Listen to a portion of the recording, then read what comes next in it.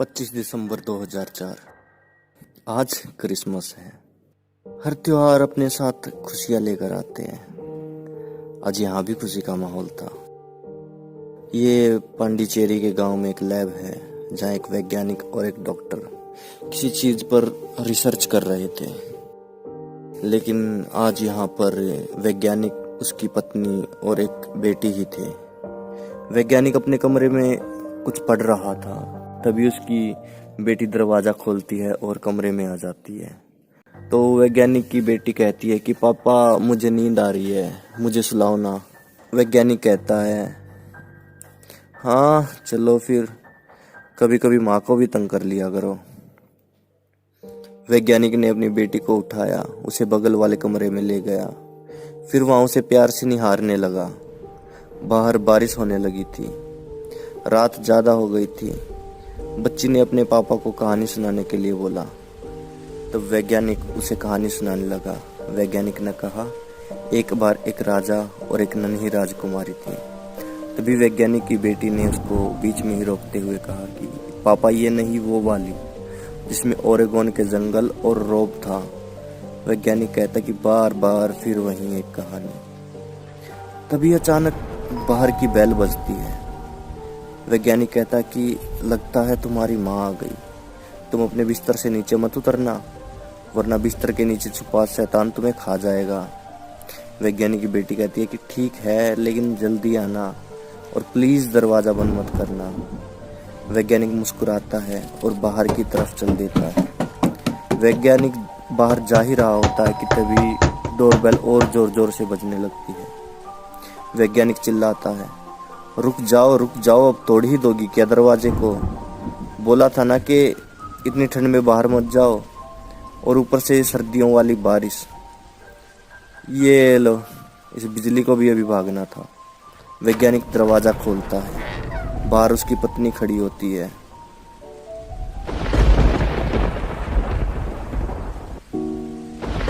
उसकी पत्नी की आंखें बार बार बंद हो रही थी। अचानक उसके मुंह से खून निकलने लगता है और वह वैज्ञानिक के सामने गिर जाती है। उसकी पीठ में एक चाकू घुसा हुआ था। वैज्ञानिक को कुछ समझ नहीं आ रहा था। उसका दिमाग अचानक से रुक गया था, मानो जैसे उस लैब में बंद खुशियां दरवाजा खुलते ही बाहर भाग गई हो। वैज्ञानिक के मुंह से जैसे किसी ने शब्द छीन लिए हो। वो कांपने लगा था। वो सोच रहा था कि अभी ये उठेगी और कहेगी तो कैसा लगा मेरा मजाक। वो सोच रहा था कि अभी उसे कोई नींद से जगाएगा और कहेगा कि शायद तुम बुरा सपना देख रहे थे। लेकिन ऐसा कुछ नहीं हुआ। वो अपनी बीवी को कांपते हाथों से छू रहा था। वो अपनी बच्ची के बारे में भूल गया था। भूल गया था कि वो कौन है, भूल गया था कि वो कहाँ है। उसकी स्थिति मैं शब्दों में बयां नहीं कर पा रहा।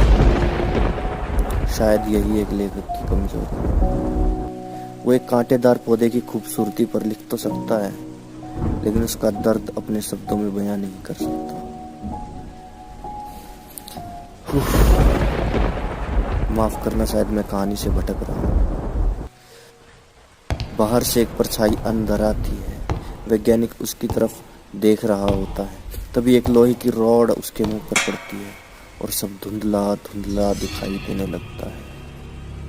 वैज्ञानिक के मुंह से एक जोर की चीख निकलती है। वैज्ञानिक अपनी धुंधली निगाहों से उसे देख रहा होता है और पूछता है, आखिर तुम्हें क्या चाहिए? लेकिन कोई जवाब नहीं आता, बस एक डरावनी सी हंसी। वैज्ञानिक के मुंह पे एक रॉड और लगती है और उसकी आंखें हमेशा के लिए बंद हो जाती है। अब उस लैब में बस एक डरावना सा सन्नाटा घूम रहा था, जो हर आवाज, हर सिसकी, हर आहट का गला घोट रहा था। वैसे भी अब बचा ही कौन था वहां पर? लेकिन रुको, वहां अभी भी एक नन्ही सी जान बची हुई थी, जो अपने कमरे से ये सब होते हुए देख रही थी। अचानक उसके कमरे का दरवाजा पूरा खुल जाता है और ऊपर छाई कमरे के अंदर आती है। तभी वो अनजान आदमी आखिरकार बोल ही पड़ता है। वो कहता है, तुम जिंदा हो? तुम चाहती तो भाग सकती थी। तभी बच्ची कहती है, क्या तुम बिस्तर के नीचे रहने वाले शैतान हो? मेरे पापा को क्या हुआ है?